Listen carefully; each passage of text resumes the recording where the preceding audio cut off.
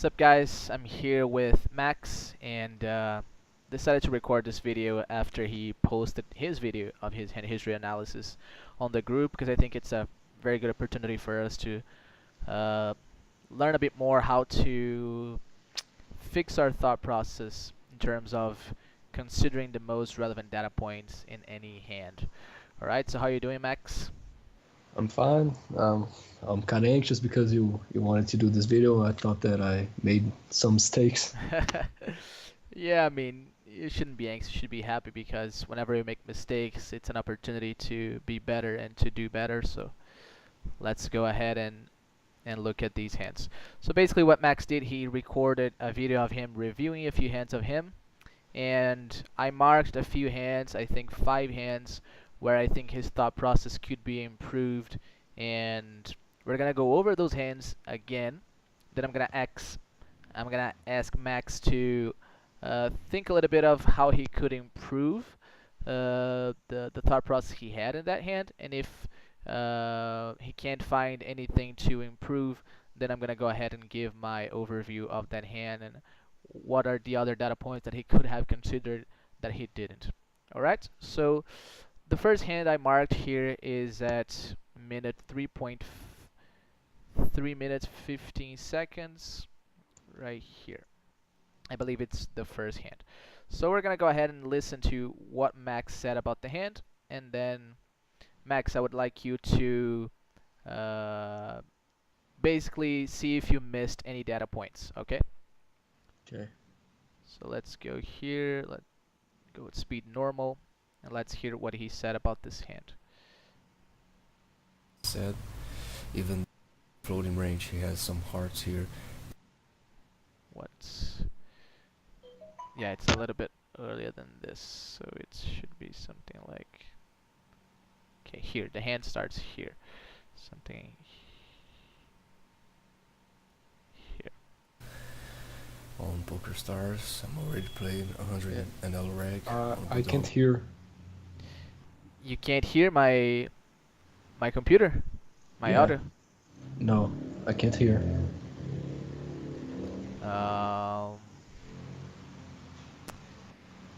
So But yeah, I kind of remember what I said about this hand. yeah, you can play it in your computer along with me. Okay, let me open the video Yeah, here. so open the video and you can follow me with the timestamps. Okay.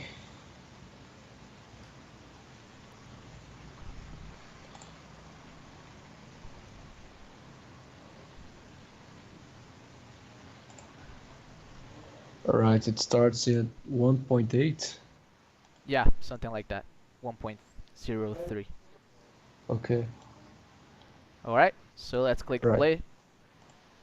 Let's go. But let's jump into the hands. Alright, this is very standard. Bet preflop. I already have to keep in mind some things. Villain stacks here, so there's a chance that he is in reg. And the position that he opens, the MP, it's when he calls the true bet here, it's a much tighter range than button or cutoff, for example. So this is the first data point that you have to keep in mind for the post-flop analysis. Okay, let's pause right here. You started off the analysis by considering 2 data points, the profile and the positions. So I think this is pretty good. However, you didn't come to a conclusion here about the profile, which was surprising to me because don't you use HUTF? Yeah, I use. I probably took a look at when I was playing the hand. I always take a look, but as I was making the video, and I know that people don't use HUTF, I tried to make some non-HUTF analysis, even though I use in my game. Okay, it's one of the most important data points in a hand is obviously the profile of the player. So you have to get this right before you start. So if you do have HUTF, there's no reason for you not to use it. Okay, so I went and checked in HUTF this guy, and He seems to be a regular for sure, having played more than 600k hands. So we're definitely talking about a regular here. Okay, so let's continue. Let's press play here. Okay. His profile and his position. And flop is the standard c-bet range. A call and his turn. Okay, what about this flop analysis? What do you think could have improved here? Because you just basically said, well, this is standard c-bet range. What would be the data points that you, even though you consider this a standard, what are the data points that go through your mind that justify this play here? Basically, the fact that the board isn't connected, and yeah, as a simplification, when the board isn't connected, I will c-bet range because there's an overfold on these boards against the small bet. Okay. So I think it's the highest EV option. Okay, so now you included another data point, which is the line recognition about what MDA says with regards to the folding frequency of the villain here. So that's a very important data point that obviously sometimes it's already in the back of our minds and we don't even need to express it because it's obvious for us already. But for the sake of the video, I thought it was important to mention this. So the most important data point we're considering here is that the line gets overfolded by the imposition player, so we have incentive to see bet at a high frequency. All right. Yeah. Now, what I'm mostly interested in is your turn analysis. So let's hear what you said about the turn. This hand, it falls really into the category of those hands that still have some equity with one overcard and gutter, but we aren't able to check call or check raise effectively. So the best option, in my opinion, is to barrel here. Also because we block some calls with the ace and the jack, blocking some ace king and king jack, and we unblock folds. Like for example, if this hand was suited on hearts, it will be a little worse. I really don't know if it would make a difference, so we decided to not bluff. I probably would bluff, but it's always interesting to think about villain's floating range. He has some hearts here that we will always fold on this turn. So yeah, this is a spot that I decided to barrel because of those factors. I think this is a perfect hand to barrel because of all that I said, even though his position is the MP. But I think we can make him fold a lot of hands that are winning against ours, like a lot of pocket pairs and basically that, some ace highs, ace queen. Also, it will be kind of a gray zone if we checked. I really don't know if we should check call, so I decided to barrel here. Alright, so what do you think isn't great about this analysis and what do you think you could have included that you didn't? Right, first of all, when I was playing, I knew this villain was a weak reg, so this was on the back of my mind, like weak regs tend to overfold compared to fish. So maybe if it was a fish, I would think twice before barreling.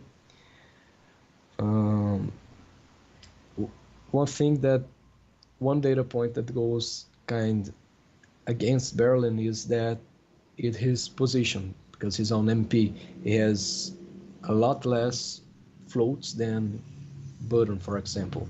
So this would be, I would be more comfortable barreling this hand against the reg on the button, or instead of the reg being the MP. Okay. I think that this is a hand that isn't, I don't feel comfortable check calling, because we know that regs tend to under bluff a little. I really don't know about this line in specific, if they under or over bluff. I know that fish usually over bluff, so knowing that I wasn't going to be able to check call effectively effectively with this hand and turning this into a bluff catcher. And among all the other things that I said, like I'm blocking columns or unblocking some folds, and I still have some equity, I decided to barrel. Okay. There's anything else that would you like to include in the analysis, or you think that this is it? Mm, yeah, I think this is it. Okay. So there is at least two problems here that are major problems that we need to fix. First of all, one thing that I really dislike that you did, and it totally relates to that discussion we had in the group earlier, was that at some point in our analysis you said something like this: I think we can make him fold a lot of hands like pocket pairs, ace highs, and stuff like that. So this is exactly the type of thought process that I was talking about in the group that is not beneficial for you in any way. So you basically started um, assuming hands that he could possibly play in his range that is going to play like this or like that. So this is something that you cannot prove. Obviously, it's something that you intuitively think. But since you cannot prove, and since there's no uh, real practical benefit to thinking like this, it's something that you can completely eliminate from your thought process. So this is something that you repeated not only in this hand, but in other hands. You were saying like, I think villain can do this, or I think villain can fold this, or I think villain can call this, or I think villain bets this hand with this size.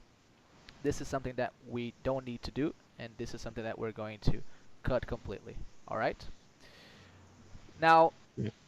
another problem here that is also occurring in other hands is that you're basically not considering what would GTO do. So this is something that also needs to be this is like the first thing that we need to think about in every single decision point in no limit hold'em, because that's our starting point for whichever strategy we want to apply. So what would GTO do in this spot? So for example, on the flop, if you already know that GTO c bets at a high frequency on the flop, and then if you know that population overfolds, then the decision to c bet is very clear, because I have two data points pointing towards the c bet action. I know that GTO already does this, and I know that I have incentive to do it even more, so that's what I'm going to do. So here on the turn, you never considered what a GTO strategy looks like for this turn. So it's very hard for you to arrive at a certain conclusion if you don't know where to begin. Okay? I like that you considered two, well, at least in the video you considered one, and then after I asked you considered another one. You considered the blocker's data point. That's a relevant blocker, and that's a good one. However, there's one that is much more important that you considered afterwards, which is the profile recognition. So this is a situation where the profile is going to matter a lot here, whether the guy is a regular, whether the guy is a recreational player. So that's why I said at the beginning of the hand that this was crucial for the understanding of the hand post flop. So regs usually overfold almost everywhere. So this should be in somewhere in our thought process that this guy is a regular. Okay? And then obviously the data point that you missed that is the most relevant is obviously what the MDA says about the spot. So I believe that you know that the MDA says that the turn gets overfolded, but you didn't include this in your thought process, which is a major flaw. So if you simply considered the two things, what would GTO do and what the MDA says, you could have already concluded that this hand is a barrel, and you wouldn't have to go with the analysis that you made about blockers or the fact that your hand can't check call, can't check raise, and all that. So here, if you plug this hand into a solver, you see that this hand is a reasonable hand to barrel on the turn because of some of the things you said. It has blockers to calling range, it has unblockers to folding range, it has some equity. So all of these are good qualities for a hand to bluff. So this hand in GTO is probably a mixed strategy between betting and checking. And then when you account for the profile and the line recognition that the line gets overfolded, then we have no doubts that this hand is going to be a barrel on the turn.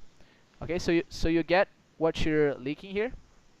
Yeah, about the MDA thing, I really solved this kind of spots against Regs, and it was kind of in the back of my mind, but I don't know I I kind of forgot to say it because I I really don't know why I was kind of make a video for the guys that don't have the MDA, so I was trying to come to another conclusion, but this kind of spots are going to have massive overfolds, especially on lower Exactly. boards.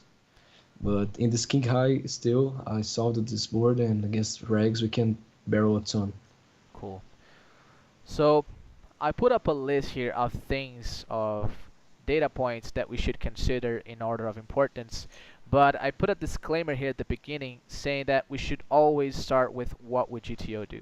That always has to be the starting point of our strategy analysis, because otherwise you don't know where to begin. So we need to think about what a theory strategy would look like for this spot, because that's our starting point, and from there we can deviate after taking a look at all the relevant data points in the hand. So it's imperative that we understand equilibrium strategies and concepts like equity range versus range, EV, and others. Okay, so I want you to start including this in your thought process, and always asking yourself, before you think about any other data points, you're going to ask yourself, what would theory look like here? What would the equilibrium look like for this spot? Because if you understand the equilibrium, then it's much easier for you to look at the data points and decide where you're going to shift your strategy to. Because that's what poker is. Poker is about looking at what theory would do, and then with MDA, we can look at incentives to shift our strategy towards one direction or the other. Because theory is basically a bunch of mixed strategies. So with this hand, for example, this ace-jack hand, it's going to be a mixed strategy between betting and checking. But after looking at all the data points in the hand, we see that we have incentive much more to bet than to check. So we can shift what would be a theory mixed strategy towards a pure strategy of betting the turn. Alright? Yeah. So I listed here the most important data points, and in a lot of these hands, you considered maybe one, two, or three of these data points, but you never considered all of them. So I want to encourage you to start thinking about all of these data points for every single node, every single decision in the game tree. So the first and most important data point in any given hand is the profile. We always need to start thinking about a hand from the profile read. Without the profile read, we're gonna be in the dark and we're not gonna be able to understand properly how to deviate post flop. So the profile read is the most important thing. Then the second most important thing is the line recognition, which is something that you're lacking a lot. Maybe because of what you said, you're just making the video and it's the back of your mind. But it's important for you to keep expressing these thoughts, because this way you're going to be able to make this a habit. You know, you're going to be able to always think about this whenever you're in the hand, and obviously this is very beneficial for you. So line recognition is about understanding from the MDA patterns and things that we can learn from the MDA, whether the line gets overfolded or overcalled, underbluffed or overbluffed, and this is going to help us shift our strategy. Sometimes without even looking at the other data points, this is going to be enough already. Yeah, about the line recognition, I think unconsciously I was thinking like, yeah, since when like I was assuming that you don't have the MDA for that spot, you know. I kind of I kind of wanted to leave the MDA like as if you didn't know, because if you don't know if a line is under bluffed or under underfolded or overfolded, you have to take a look at the other data points. And I believe I was trying to do that instead of just saying, yeah, this spot's gonna be overfolded, so blah blah. We call, we bet. Okay. Uh, Instead of that, I was trying to come to a conclusion with different data points, because if you don't have MDA, like you can't say the line is over or on the bluff. Instead, you already know that. Okay. But you have the MDA. It's not like Yeah, you don't have it, and you don't need to like downgrade your analysis just so the others can understand. It's their job to go ahead and get MDA for themselves. So if they don't have MDA at this point, you know, it's their fault. So this okay. entire group is based on MDA analysis. So we need to always look at MDA and what it says about the line. So here, I like what you said. Sometimes there are always going to be situations in the game tree where we either don't have the MDA for that spot because it's very unique, or we don't know the MDA because we haven't studied that spot. So we need to look at other data points to decide what to do. So it's not always that we're gonna have this line recognition knowledge, but whenever we have it, we need to use it. Okay, so I know Okay. that you have in this spot because we talk a lot, and I know that you understand that this line gets overfolded. So you need to include this in your thought process. This has to be the first or the second thing you're thinking about here. Okay. Then bet sizing is one of the most important data points in any given hand. Depending on the bet sizing, we're gonna make huge shifts to our strategy, so this is always going to be relevant. Board texture, of course, I need to explain this. And then individual stats, when available, are also very important, and this is particularly helpful when you have OTF. You can just look the guy's stats, his VPIP, his PFR, his 3-bet stat, his folding frequencies. This is very valuable when it's available, but most of the times it's not. And then other data points that you can include in your analysis is positions, which is something that you consider very often, which is very good. Perceived range, which is something that you can consider mostly against regs, against fish sometimes, but mostly versus regs. This is going to be Yeah. relevant. Blockers, I see that you have developed a good understanding of blockers, so this is important. Not the greatest or not the most important data point, but it's certainly relevant in some situations. Uh, I also looked at some of the other hands you considered future street exploits. This is also a very decent, very good data point to include in your thought process.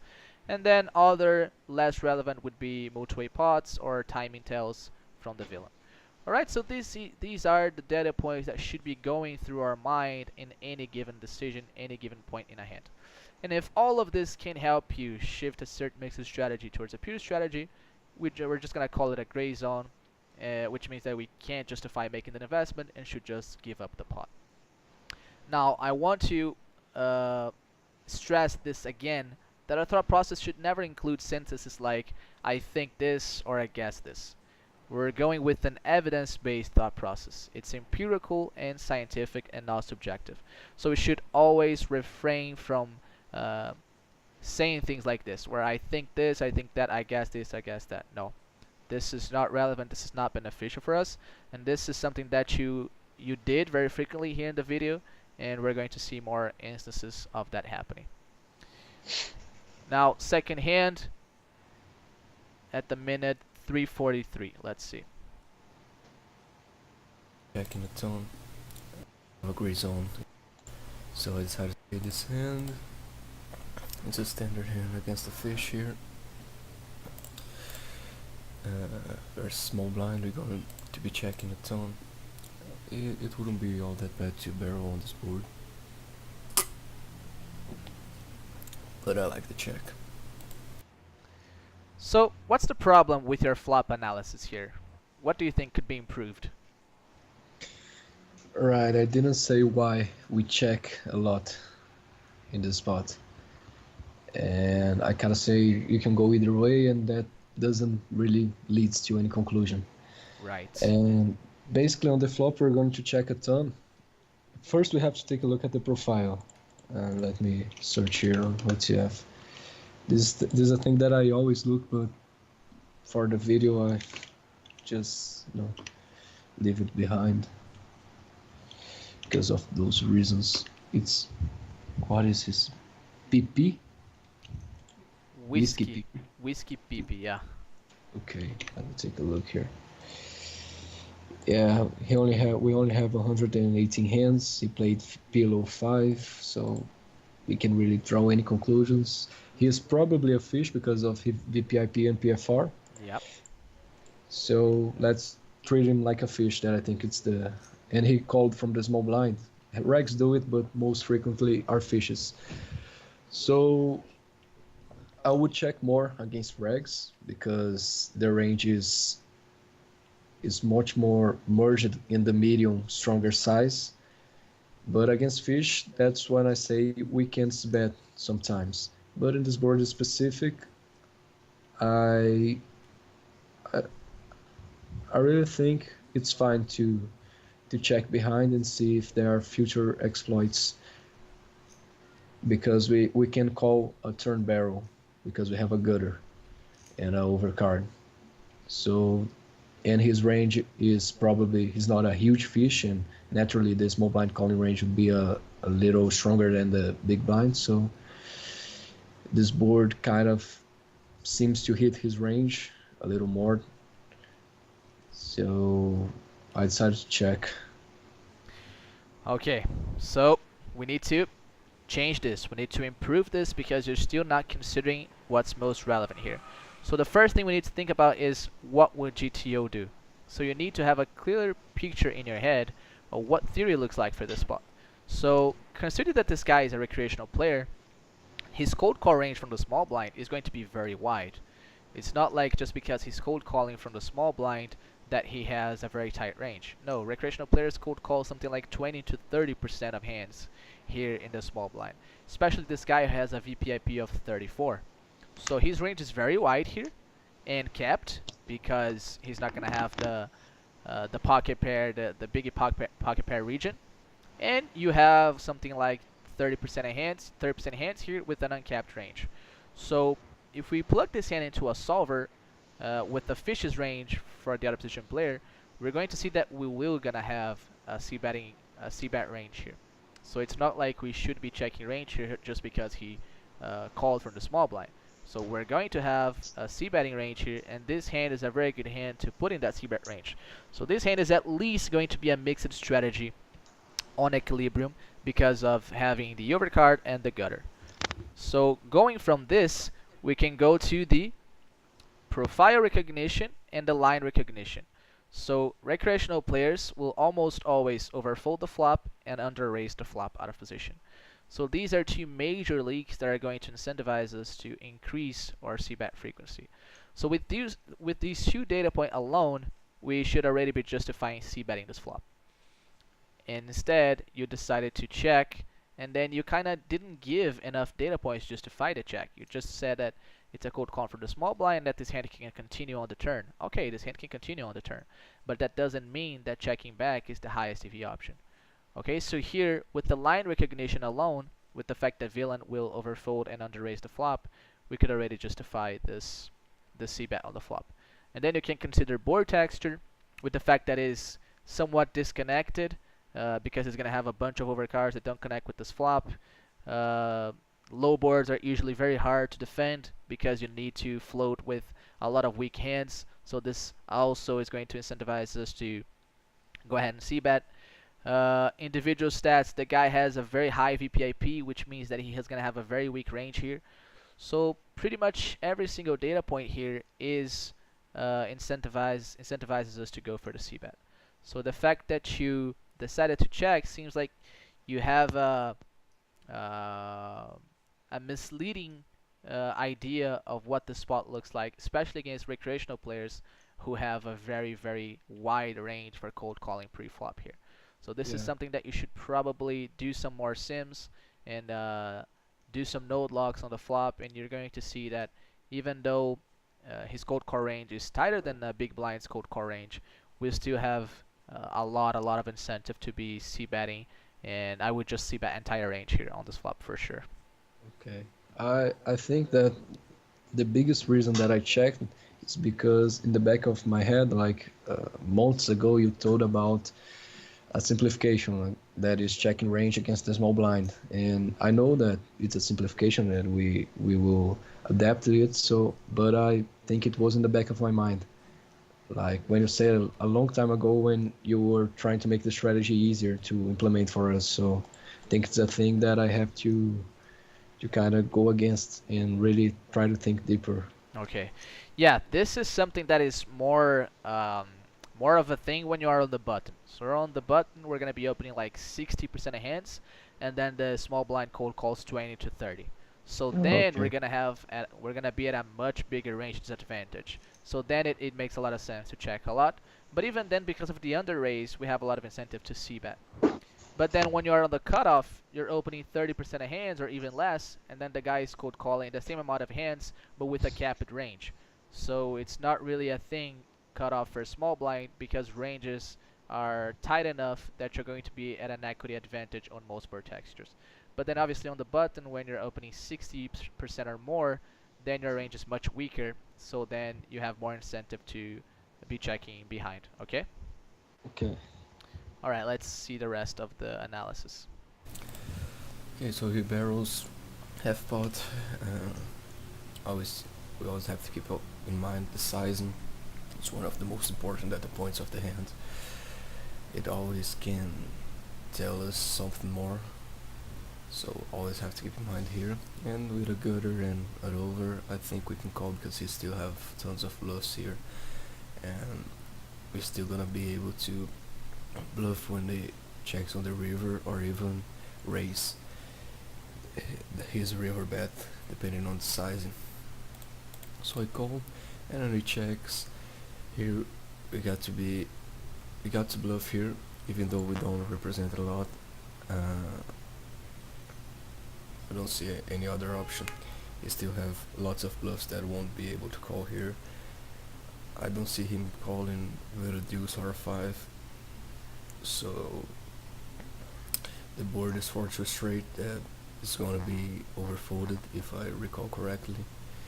So the flush completed card is also a hot spot. So based on all those data points, I decided to bluff here, and I think it's fine. It's better than give up.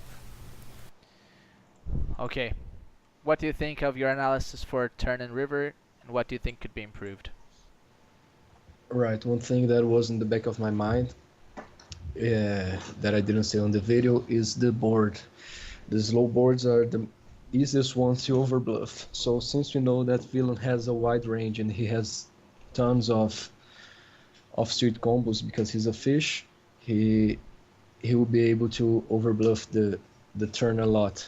So that's why I said that we can barrel the river or even raise his river bet, depending on the sizing. His sizing too isn't a polarized size. It's like half pot. That is the most bluffed size for fishes.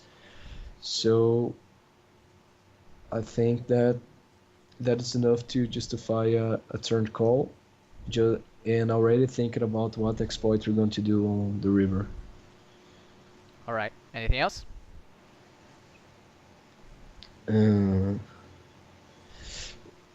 Yeah, we can think about our perceived range. We're being very capped, but since he's a fish, he won't I suppose that he won't think a lot about that. We usually want to think more about this when you are playing against regs. So the perceived range wouldn't be a very important thing, in my opinion, against this profile.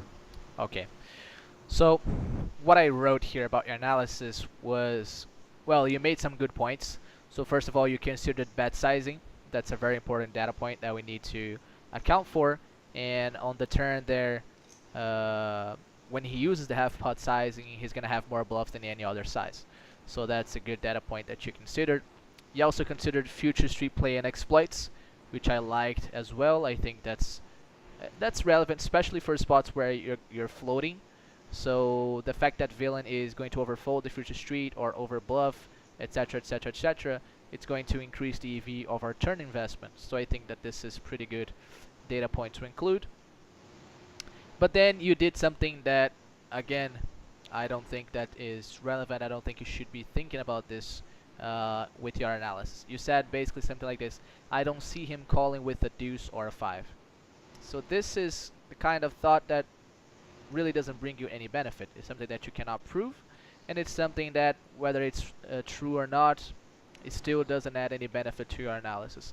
So this is something that, again, I'm going to encourage you to remove from your thought process. You don't need to think about what he's going to do with this or that part of his range. What you need to be concerned with is what the MDA says about this line. Is this line overbluffed, overfolded, or overcalled? Which is something that I don't remember you talking about, which is the line recognition. So the most important data point in the hand, which is the line recognition, again, you missed. Fortunately for you, you did consider a bunch of other data points that incentivize you to make this bluff investment, so that's good. But the most important data point here is the line recognition. So this check bet check fold line, we can't say it's overfolded because GTO already folds a lot, but because it's already super, like the folding frequency is already super high, you can justify pretty much any bluffing hand in this spot. Like I have the MDA here for this situation, and check bet check fold gets 65% folds. So even though this might be GTO, because GTO doesn't protect the checking range out of position after polarizing the previous street, you can pretty much print money with any two cards as a bluff, because he's just folding way more for your bluff to be profitable. Okay, so I like your analysis, but again, line recognition is the most important here. Yeah, I really didn't know that. Okay. But it's good that you considered board texture. Oh yeah, I forgot to say. You considered fourth to straight, which is a great board texture recognition that it gets overfolded, and you also considered flush card river. So that's also a very good data point that you considered. So all in all, this hand you considered a lot of great data points, but you didn't consider the most important one, which is line recognition. All right. Okay.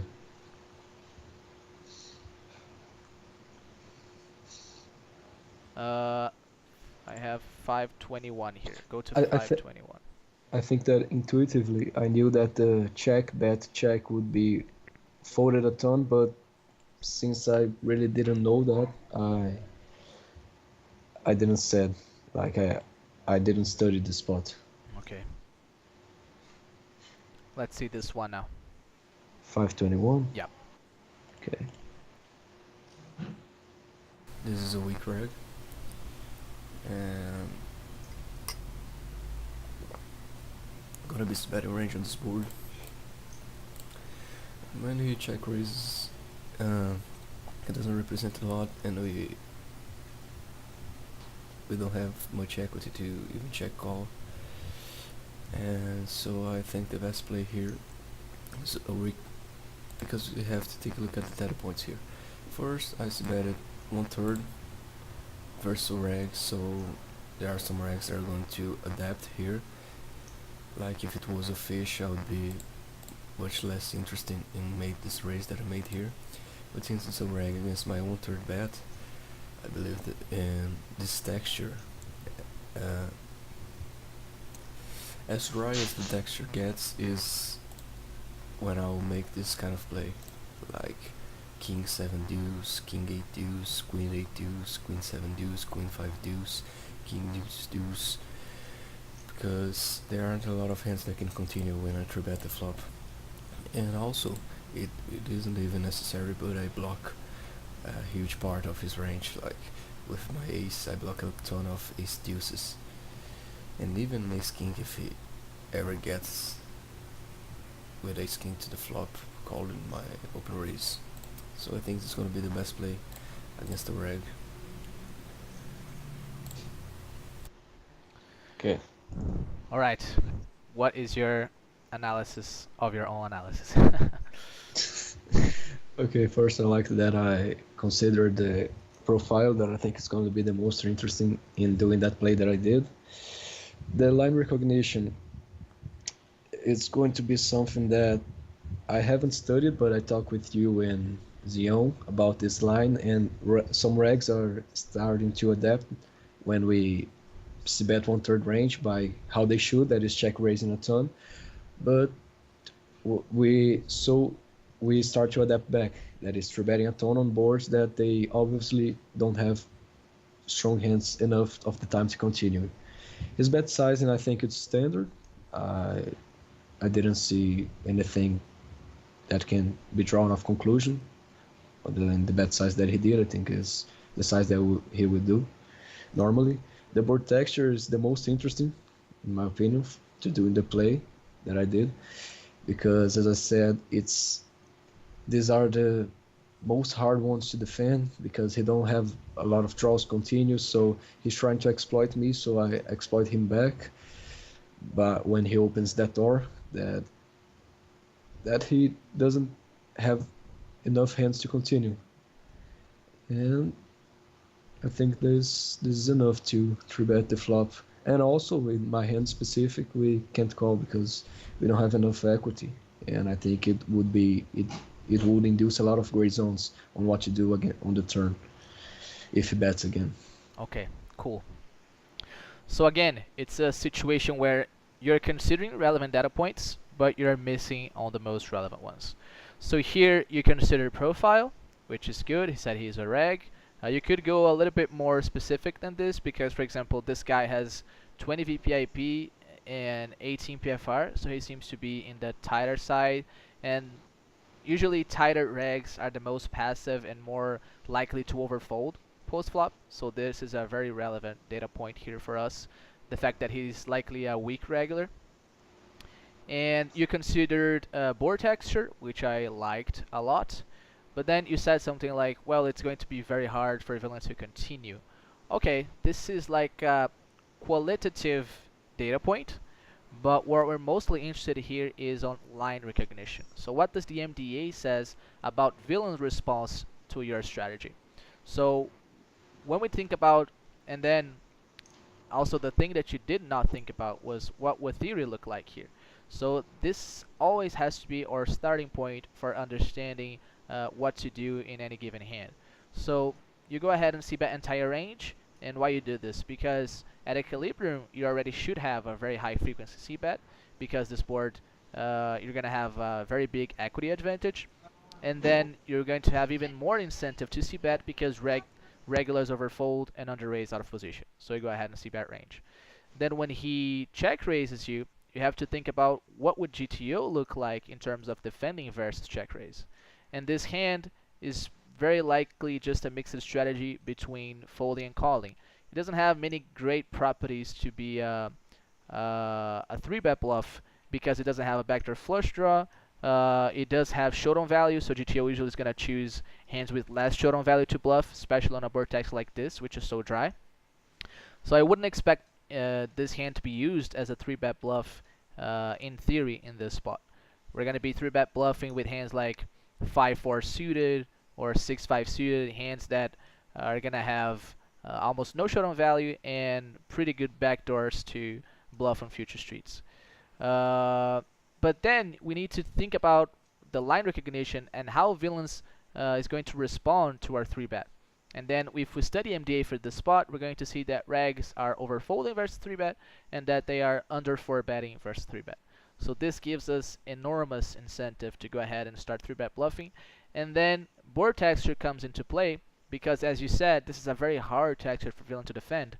So the overfold is going to be it's going to be above average, and the under 4-bet is also going to be above average. So this is a great board for us to go ahead and start 3-bet bluffing. So I like that you got to the right conclusion, which is to turn this hand into a bluff. But the most important data point, which is the line recognition and the fact that regs overfold and under 3-bet here, you're still missing. So we need to get this right here. About the line recognition, I really haven't studied this spot with BioSolver. I just talked with you and Mateus about it, and you guys said that this is a adaptation that we should make. So I don't know if I can consider that with line recognition because, as you said, regs will be overfolding against the 3-bet, and as you say now, under 4-betting. So yeah, even though I haven't made the MDA for this spot, I believe that talking with you already gave me enough reasons to do it. For sure. And I like that you're mostly getting to the right decisions even though you do not have the line recognition knowledge because you are considering other very relevant data points. So you are considering profile most of the time, you are considering board texture most of the time, you are considering blockers most of the time, you are considering future street play most of the time. So you have a lot of good stuff going on in your thought process. You just need to improve your line recognition skills and think about what the MDA looks like for these situations. All right. So in general, I think your thought process is pretty above average, obviously for your player pool that you're currently playing in. The only thing I really have to criticize is this habit that you have of saying that you think the villain will do a certain action with a certain hand in his range. I think this you can completely eliminate. It doesn't bring you any benefit, and you can just focus on doing data point analysis and data point recognition. This is what you should be focusing on. But in general, I would say pretty good analysis that you're making in these hands. You just have to, oh, yeah, of course, always start your thought process by thinking, what would theory look like? If you don't have a good understanding of equilibrium, it's going to be very hard to arrive at the correct decisions in game. So you need to always start your thought process with, what would GTO do here? What would theory look like for this spot? Okay? Yeah, I need to study more theory because I haven't been doing it very little. Okay, great. So now I'm gonna pick a few hands here that I played, and I want you to, in 30 seconds, give me all the data points for the hand that you think incentivize me to go and choose that action. Okay? Right. So I'm gonna replay the hand, then I'm gonna give you 30 seconds to analyze the data points and give me an answer of how I played, and if you think it was incentivized or not, or what are your thoughts on the data points of the hand. Okay? Okay. So let's go. So here I have ace jack off in the small blind, and this player here, which looks like a weaker regular, opening on the button. Okay. I go ahead and 3-bet, of course, and then I c-bet the flop 1/3, barrel this turn, and shove this river. Alright, so in 30 seconds, give me what is your analysis of the data points in all the streets, what you think is relevant, and what do you think of the play that was made. Alright, let's go. Okay. First of all, GTO wise, I believe this hand will be some of the time a 3-barrel for some reasons. Blockers, range advantage, something, those kind of things. So we can go to the profile. That is probably a weak reg. So as we know, weak reg usually tend to overfold. So okay, start on the flop. We are going to bet small range because they are overfolding, bet small. On the turn, what was the card? Okay. So we need to improve here on our pattern recognition. Alright, you took 32 seconds to get to the flop. So something is going on here. We don't need to spend this much time to understand that the flop's a range bet. So GTO, c-bet at high frequency because I have equity advantage. People overfold, I'm gonna c-bet. Turn, profile, weak reg, overfolds the turn. I have good blockers, equity. That's enough. I barrel. River gets overfolded by this profile, and that's all I need to know to bluff the river. Whenever the line gets overfolded by a profile, all my bluffs are going to be profitable. So I'll go ahead and barrel. Okay. Okay? So for most of the decisions, only the line recognition data point is already enough. So flop, I know that GTO c-bets a lot. Villain overfolds, I c-bet. Turn, I know that this hand is already a mixed strategy bluff, and I know that this profile overfolds the turn, so easy bluff. And river, this hand is not a bluff GTO most of the time because it has very poor blockers at this point with the ace of spades, but I know that this profile overfolds to this line, and then I can put also the board texture pattern recognition that 4-2 straight gets overfolded, so I go ahead and bluff. Okay. Okay, so we don't need more than like 5 to 6 seconds for every street. So let's try to do this again with other hand.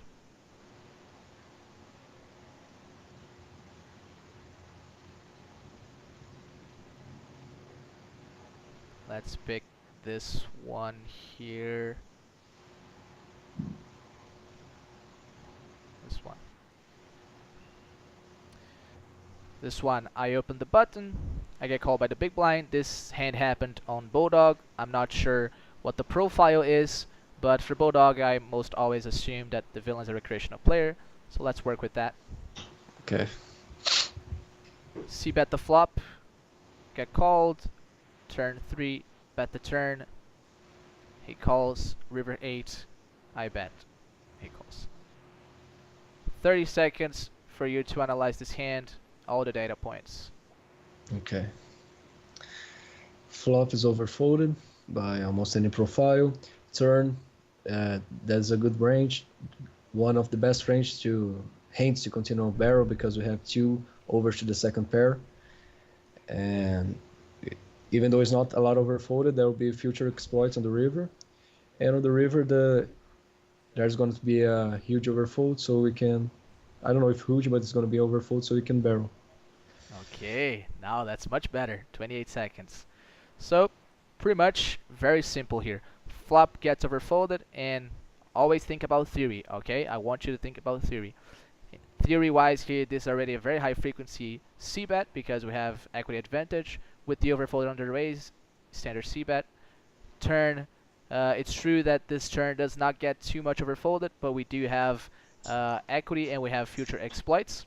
So this kind of goes into the line recognition data point because we know that in the triple barrel line we're going to get overfolded, so this increases the EV of barreling turn.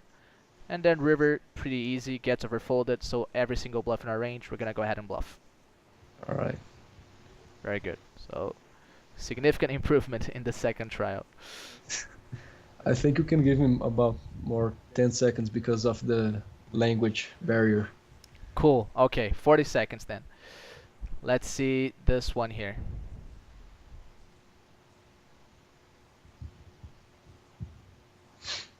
Oops. This hand, I 3-bet against a recreational player. He calls. You know if the profile is red up or blue up right now? Let's see. Mag Quan. So he's All right. kind of lately at least the more recent hands is the red 2 down red on top because in the last few hands his red line is on top of the blue. Right, so Yeah. I 3-bet the flop 1/3, he check raises, I call, turn he bets half pot, I call, river he bets half pot, I call. 40 seconds for the analysis. All right. Flop will already be a high frequency bet on GTO wise.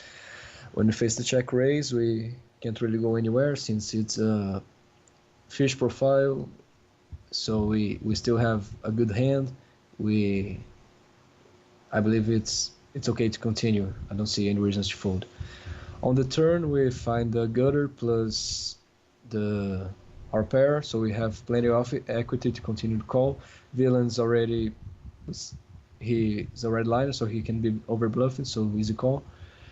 And on the river, it's kind of gray zone for me, but it's the most over bluffed size, so I think we can call based on the profile. Okay, better. That's much better. So, flop, you consider that GTO is already a c-bet. You consider that against this profile we don't have incentive to overfold the flop. That's very good. Turn, you consider the equity of our hand, and more or less you consider what theory looks like because theory is not going to fold this hand versus the sizing with a pair and a gut shot. And then you also consider the profile because the profile overbluffs in this line when he check raises flop bets turn.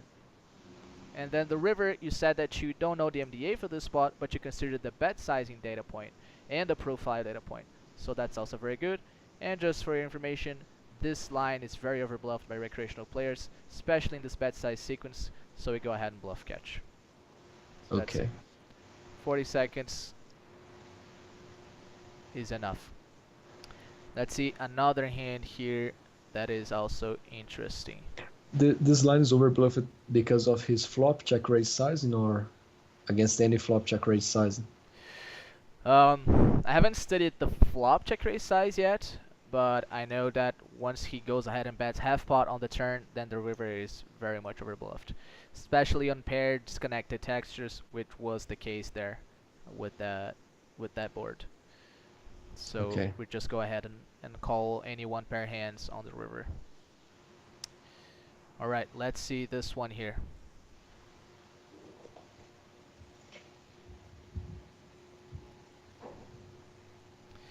So I 3-bet this hand against a regular. He goes ahead and 4-bets. I call. Flop, he c-bets 1/3. I call. Turn, he checks. I go ahead and bet 1/3 or 1/4 of the pot. He calls. River, he checks. I jam. He folds. Okay. 40 seconds to give me data point analysis from flop to river. Let's go. Alright. Pre-flop is standard. Flop, theory will never fold this hand because of our equity. We will never fold this hand. Very standard call. Have great equity. The turn, when he checks, is very interesting. And there's going to be an overfold versus this sizing on 4-bet pots. So I like it. He calls. When he doesn't check raise, it must ring the bell because there's a very drawy board, and I believe theory would already be getting in a ton. So when he gets the river, I believe his range is very capped because of the turn call. So I believe it's going to be a profitable bluff. Good. That's getting good, man. It's getting good. So flop perfect analysis, GTO, this is a pretty standard call. The only thing we could consider is whether we could raise here if there's an overfold, but pretty standard float, especially with a 5 high flush draw. We could potentially raise with better flush draws. Turn, perfect analysis as well. Once he checks, there's going to be an overfold versus stab, and this hand is already going to be a mixed strategy in terms of betting because it completely unblocks villain's folds and obviously has a lot of equity. So pretty standard bet on the turn. And then with the overfold, we're always going to be betting this hand. And on the river, you consider the data point that villain's capped, and you could also have considered the data point that we are uncapped in this situation. And then obviously this hand is going to be a pretty standard bluff in theory because we have absolutely no showdown value and completely unblockers to his folding range. So this alone already justifies the bluff, and then if he overfolds, obviously the bluff's going to be even higher EV. Okay. Nice. Very good.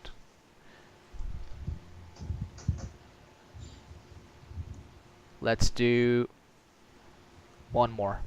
2 more. Let's do 2 more. Nice. So here I go ahead and 3-bet pocket 8s on Bodog against MP. And when the guy opens to 2.5x sizing pre-flop, I almost always going to assume that he's regular. Yeah. And he goes ahead and calls. Flop, I go ahead, c-bet 1/3. He calls. Turn, I check. He bets something like 60% of the pot. I jam. He calls. Okay. 40 seconds to give me data point analysis from flop and turn. Alright. Flop is already a high frequency bet, and GTO wise, and we have all the reasons to bet on this flop.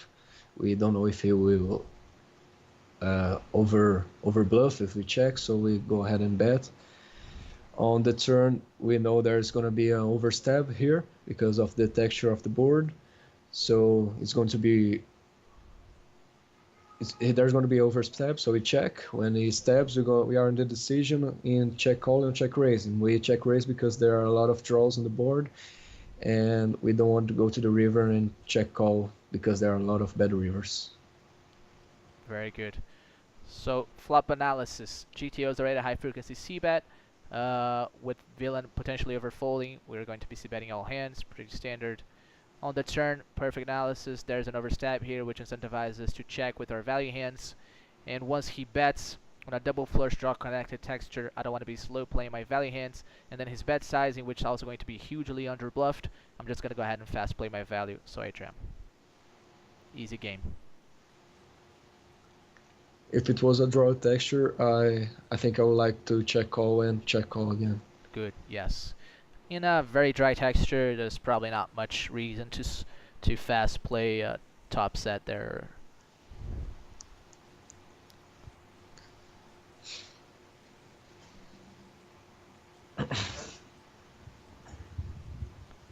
All right, let's see one more here.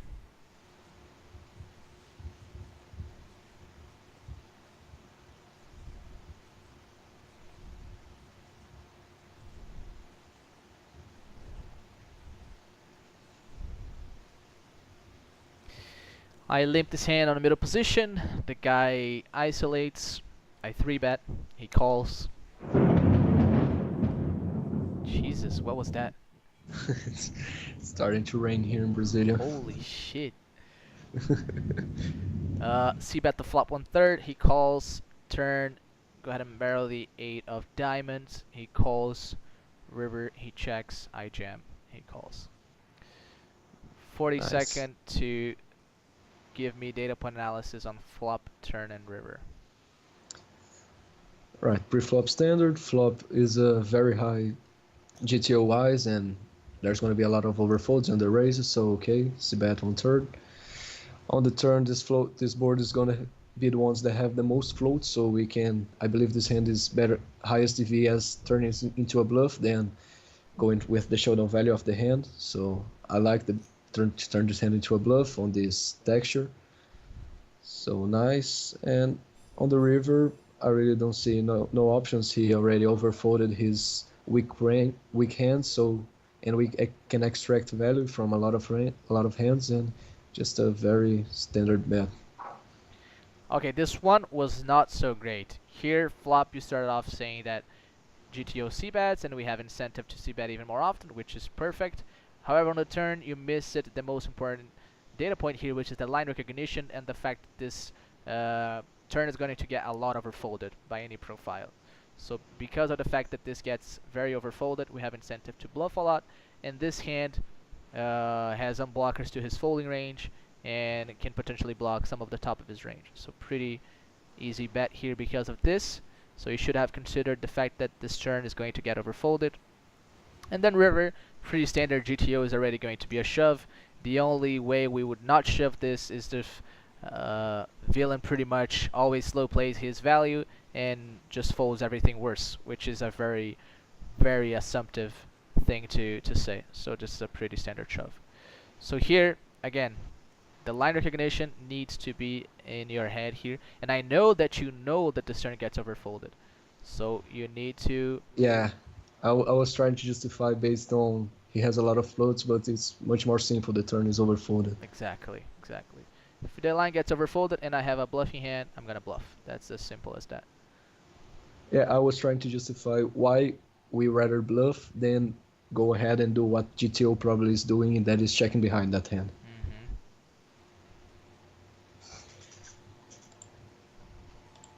Alright, let's see one more then.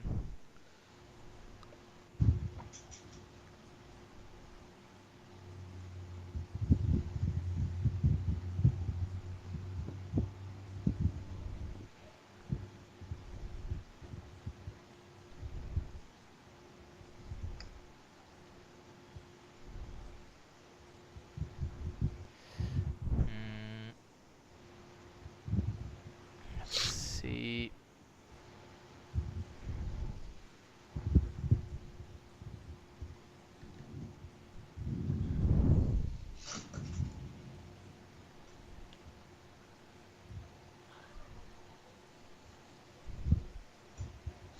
Okay, let's see this one here.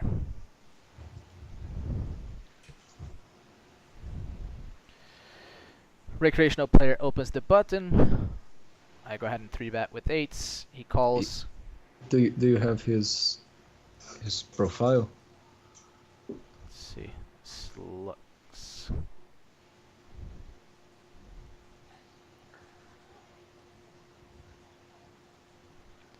This guy. Okay. Yeah, blue liner, 2 down, blue on top. Okay.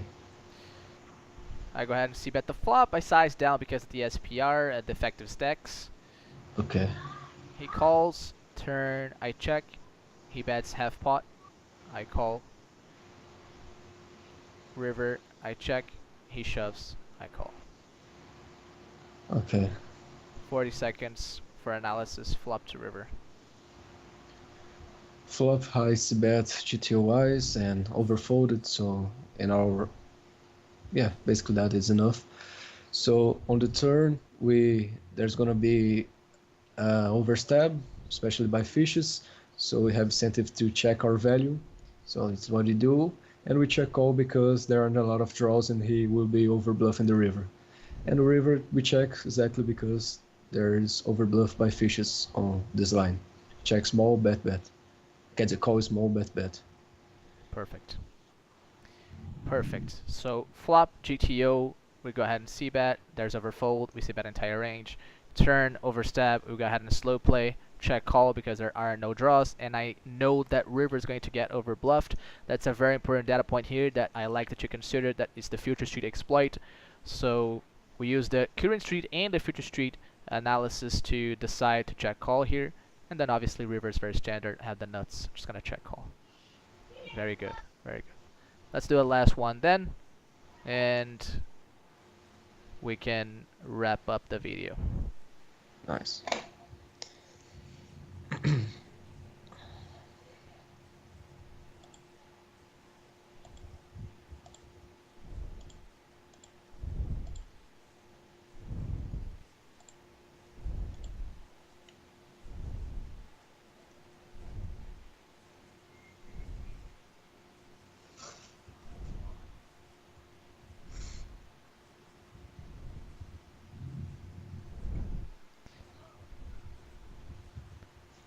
Let's see if this one is...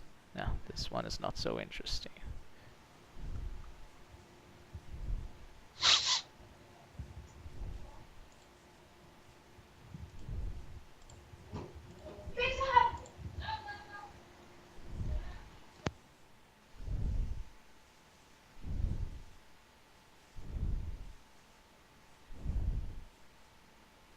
Okay, let's see this one here. All right.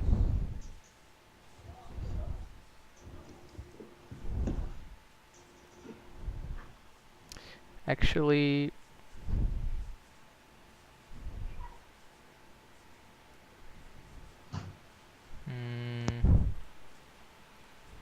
yeah, okay, I guess this one is fine.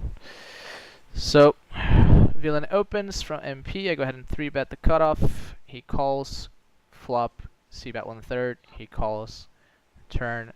I go ahead and barrel the deuce of clubs. He calls, river 9 of hearts. He checks, I shove, he folds. Nice. 40 seconds. Okay, first of all, we don't know profile, but it's on Budog, so yeah, can draw in conclusions. Flop will be a high c-bet range, GTO-wise, and we have ton of incentive because of how the pro reacts. On the turn, there's gonna be a huge overfold here, and we have one of the best hands to do it because we have equity, we have blockers, so we go ahead and bet. And river is going to have an overfold too, and our blockers are great because we block the ace jack and king jack. And I think there's no value in checking behind this hand. There's still overfold. Perfect. Perfect, perfect, perfect. Flop. Standard range c-bet. GT already c-bets a lot. We have incentive because of the overfold under raise. Turn, just a very big overfold here, and then we have the perfect blocker to deal with the ace of clubs, the equity, and the king of spades, unblocking folds and blocking only calls. So standard turn bet, and then river standard jam in a line that gets overfolded with a hand that doesn't have much showdown value anymore. Yeah. Alright, man. Seems like you really improved from the first analysis to the last, so I think that's a very good exercise to do, and I hope you have enjoyed making this video, and hopefully we can continue to improve our thought process in game to always be very objective and considering data points. And you see that if you do focus on the most relevant things, the analysis is pretty simple and pretty fast. You don't need to waste any more time. You don't need to waste any energy. It's just objective, simple, and that's it. All right, man? Yeah. Very nice, very nice. All right, bro. So see you later, man. Thank you for the video. Thanks for giving me the opportunity. Bye-bye. Bye, man.